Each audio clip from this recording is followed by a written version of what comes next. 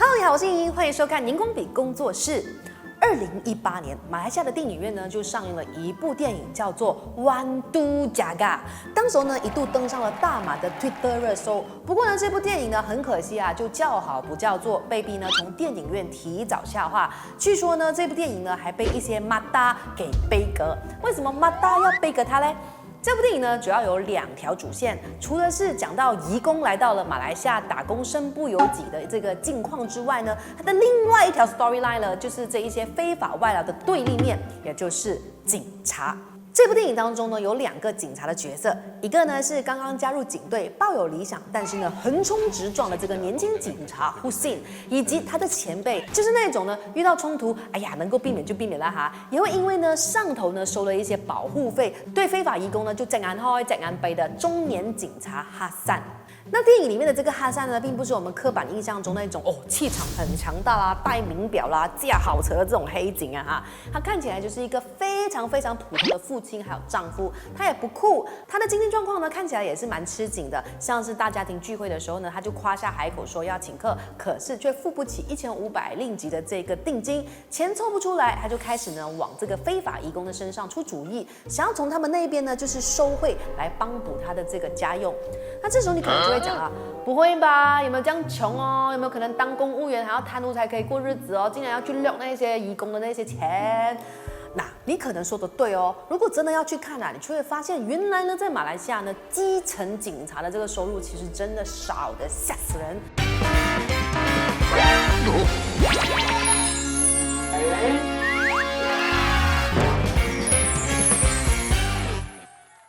嗨。在影片正式开始之前呢，让我们自我介绍一下，我们是荧光笔工作室 Highlight， 是全马最热血的知识型频道。我们以科普的方式聊关于马来西亚的社会、民生、时事议题等等。我们除了有街访之外呢，也有访谈哦。那有这么多的内容，有兴趣的朋友，你们已经订阅我们了吗？还没的话，现在就按赞、订阅、加分享吧。我们每个礼拜3跟礼拜6呢，都会准时上影片，让我们一起好好认识马来西亚。OK， 回到正片，警察的薪水到底有多少呢？2022年的5月开始呢，政府就在私人界落实了1500令吉的最低薪金制嘛。但是你知不知道，这是不包括警察的哦。那作为全国最大的雇主，最低阶的警察的薪水呢，竟然还没有达到最低薪金标准。普通警察这个 constable 的底薪呢，是从1441令吉起的，今天呢大约是600到700令吉。这些津贴呢会根据不同的部门还有其他的因素呢，来决定，金额呢并不固定。Constable yang masuk polis automatically dia are categorized under B40 category, miskin. So kita mempunyai barisan anggota yang miskin. Dia habis dia tamat je latihan 1,500 campur allowance gedebak, boleh sampai 1,008, take home pay 1,500. 1,500 can you live in Kuala Lumpur, Tuan Habibie? 这样听起来呢，真的是跟我们现在当前的经济需求是很不相称的。1年呢会有100块的起薪这样啦哈，那就因为呢收入很微薄嘛，有很多在大城市工作的警察呢，甚至是没有办法负担得起工作地点的房租还有生活费的，每天呢都需要长时间的去通勤，也就难怪呢去年啊总检察长会呼吁政府给警察们起薪。不过呢，如果说是应征这个警长 inspector 的话呢，基本薪金呢是介于2502令吉到3375令吉之间的，不同的学历呢又会有不同的起薪哦。那每一年呢是加薪230令吉，可以加到去9803令吉。所以呢也不能说啊一面倒所有的警察都是很穷的啦，所以是要看他的这个警阶。低学历、低工资，还有恶劣的工作条件呢，的确是下层警察受贿的主要因素，但是呢，却不是唯一的因素。他们呢，通常会参与一些小的腐败行为，最普遍的呢，就是前线警察在 roadblock 的时候呢，要收gobi loy 来放过那些超速还有酒驾的司机。那在这里呢，就要提醒一下大家，我们常常呢，是不是会在聚会里面听到有人这样子劝酒的？哎呀，不用担心啦，今天都没有 roadblock 的。可是呢，要提醒大家，酒驾最坏的后果，并不是被法律惩罚或者是罚款，不要本末倒置。酒驾之所以会被禁止呢，就是因为这可能会导致你丢了自己的小命，或者是更惨，害别人丢掉了性命。所以呢，切记切记。话说回来，有许多呢涉及贪污的警察呢，并不一定是低阶警察的。除了这个薪水微薄，另外一个贪腐泛滥的原因呢，就是监管不力。警队内部呢，对于警察的这个贪腐行为呢，虽然有所惩戒，但是呢，其实看起来呢，并没有非常的严厉。内部监察部门，也就是廉政与标准执行部呢，也就是 JIPS， 今年1月份的时候，就在网上呢流传了一对英国自驾夫妇呢，在马来西亚自驾游的时候，因为涉嫌在高速公路上面超速而被交通警察截停啦。I issue summon for you and you pay at police station, can? Okay, perfect. Can, Can. Or pay here. It's up to you. Which is normal? Pay at police station 300. Okay, perfect. Okay, pay here 100. Can. Oh, can we pay 100? 那这个影片呢传开了之后呢，警方就开始重视起这个事件啦。Bukit Aman 的 JIPS 呢，在不久之后呢，就在交警的这个 roadblock 行动呢，突袭这个交警，结果呢，就在其中一名曹长的身上呢，就发现了3313令吉，还有另外收这440令吉。其实啊，你只要在 Google 那边搜一搜 JIPS， 其实呢就可以看到，经常有许多针对警察执法不当或者是犯法的调查，是成立于2014年，属于大马皇家警队底下的10个部门之一。刚刚成立的时候呢，还设立了一个 KPI 哦，也就是呢每一个警区呢每一个月至少必须要上报3宗警察拒绝贪污的案件，来显示警方呢打击贪污的决心。而且呢，为了要鼓励警察揭露这一个贪污呢，只要警察拒绝并且揭露这个贪污行为的话呢，这个贿赂金也可能会变成是奖励金的。那我想呢，大家可能会很好奇哦 ，JIPS 的这个办公流程会是怎么样的嘞？OK， 首先，当 JIPS 收到了这个投诉之后呢，他们就会开发了啦，去调查这个涉嫌犯错的警察。那犯错的警察呢，就会被安排接受警队的心理学警官的这个辅导课程，并且啊，在这个1年之内呢，不得升职。屡犯错呢，直到这个警队无法再容忍呢，才会被驱逐出警队。去年的 JIPS 就一共发出了3789份的这个调查文件，而当中的56%呢是跟纪律调查有关的，有139位警察呢是因为这样而被解雇的。独立监督组织 JIPS、IPCMC、EAIC、IPCC 到底是什么来的？不过呢，怎么听起来啊，感觉这个 JIPS 的执法力度不是很大，这样子的，要不然的话呢，我们应该会变得更好，是不是？那 JIPS 呢，毕竟呢还是隶属于警队的这个部门，调查人员还有调查对象之间呢，其实是很容易会出现利害关系的。那如果真的要揪出一些比较大型的贪腐事件的话呢，讲真啊，在这种情况下是比较困难的。所以呢，西蒙还有公民组织，甚至是国政政府呢，都曾经试图要推动设立一个独立的组织监督警队。国政执政时期啊，敦阿杜拉在任首相的时候呢，就有将设立警察独立投诉与行为不检委员会，也就是这个 IPCMC 列为他的重大的改革议程之一。那这最早呢是可以追溯到2005年的，但是呢无可奈何啊，因为受到了这个警队的巨大反弹，皇家警队呢还直接在官网上面反对成立 IPCMC， 还放话警告啊，如果设立这个委员会呢，将会导致警察在2008年大选的时候选择投票给反对党，那警察呢就会因为这样子没有新工作，然后呢这样子的话呢，马来西亚的罪案就会上升。这个形势啊，听起来是不是有够紧张，有够夸张哈？最后呢，当时候的国政政府呢，就在2011年的时候就设立了廉政执法机构 EAIC 作为折中的方案。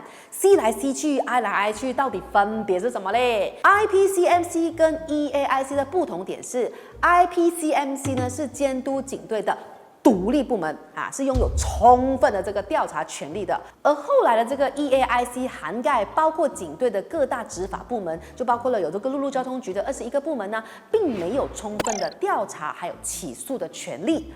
而且呢 ，EAIC 呢只能够提出建议，并没有权利呢可以要求相关的单位遵从他们所提出的建议。所以呢，就算是委员会有了调查结果，还有处理建议，要不要采取纪律行动，还是由警队或者是其他部门来决定的。谢龙政府呢就在2018年上台之后呢，把这个 IPCMC 法案带上国会，允许 IPCMC 委员会有权直接对付这些犯错的警察，惩罚则从警告到减轻都有。当时候呢，也是引起了反对党还有警队的这个反弹，但是呢，法案呢还等不到2读，就在2020年的年初发生了喜来登政变。IPCMC 后来呢就被国盟政府撤回，并且呢宣布改成2020年警察行为独立委员会 IPCC 法案。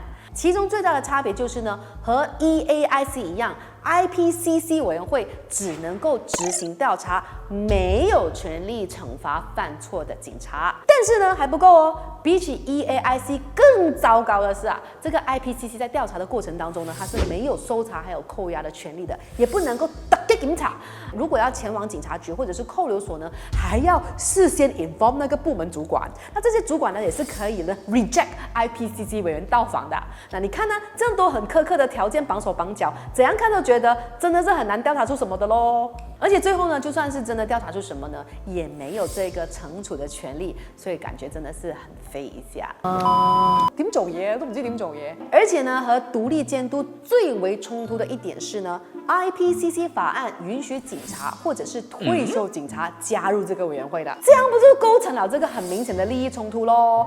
难怪呢，这个国际人权观察组织会非常的生气，气到形容啊 ，IPCC 简直就是像2005年起就一直致力推动警队改革的皇家委员会脸上吐口水。IPCC 在去年呢6月生效之后呢 ，EAIC 呢就不再受理警察的投诉了，也因此呢，对于监督警察的进程来说呢 ，IPCC 的成立可以说是一种倒退。唉，为什么要成立一个独立的监督委员会会那么难呢？追根究底，主要还是政治因素。根据2018年大选的提前投票数据哦，76.1%的警察选票呢都投给了国政，而警方呢那么剧烈的反对监督组织的成立呢，也和的确泛滥的贪腐有关。很久很久以前啊，就是在2007年的时候，前警长敦哈涅夫还曾经呢发文说，其实单凭生活方式，有40%的这个高级官员不用讲，不用进一步调查，都能够确认是有贪污的啦。情况就是这样子的恶劣。好。有没有转机嘞？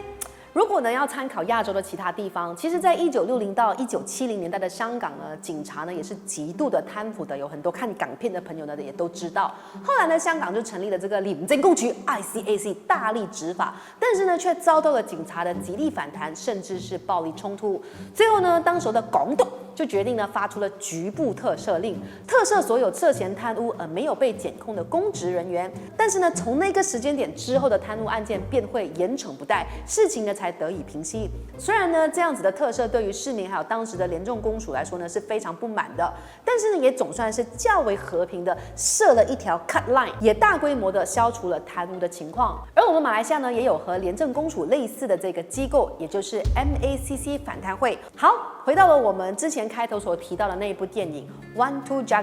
其实呢，在前期制作的时候呢，他们是被警察拒绝的。不过呢，后来啊，制作团队成功的说服了警察，在电影的片尾呢，用字卡打上了“警察贪污的惩罚”，提醒大家，在现实生活中呢，黑警是会被绳之于法的。这个电影才能够顺利的拍下去。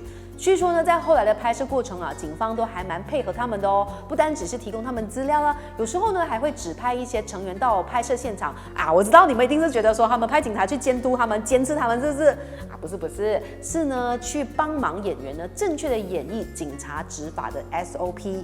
其实平心而论，有贪污的黑警，也是有很多呢勤勤恳恳在认真工作还有生活的警察。那对于这一些认真工作的警察呢，其实他们的收入是真的应该要被增加的。那政府呢上次评估公务员的薪资和津贴已经是在2012年了。那政府呢现在呢正在评估警察在内的公务员薪资还有津贴制度，预计呢在今年年底就会完成。希望到时候呢能够有一个合理的调整，连带的去解决我们马来西亚的根本问题。好，大家如果对这部电影呢有兴趣的话呢，可以到 Netflix 上面去看哦，是蛮好看的一部电影啦哈。撰稿人写的，我还没有看，我也要去找来看。不知道今天这支影片有没有让大家更清楚了马来西亚的这个警察系统的这个结构，或者是对警察先生们呢有更不一样的看法呢？欢迎你把你们的想法或者是你们的经历在留言区那边留言，跟我们交流讨论。马来西亚到底要怎么样子做警队改革？我们的治安要怎样子变得更好？我们警民之间的关系要怎么样子修补那个裂痕而增加信任呢？如果你有方法，都可以在下方留言提出，我们可以理性的交流，有建设性的建议，当然是我们最常看到的留言啦。那希望大家可以多多的支持，多多的留言，多多的分享。我们每个礼拜3跟礼拜6呢，都会 up 一支呢跟马来西亚的社会历史文化相关的影片，而且是知识型的影片，非常用心的制作。如果支持我们的朋友呢，可以加入我们的会员，每个月1杯奶茶的钱就可以支持我们荧光笔做更多的影片，并且可以走更远。我是莹莹，我们下一支影片再见，不提，啾。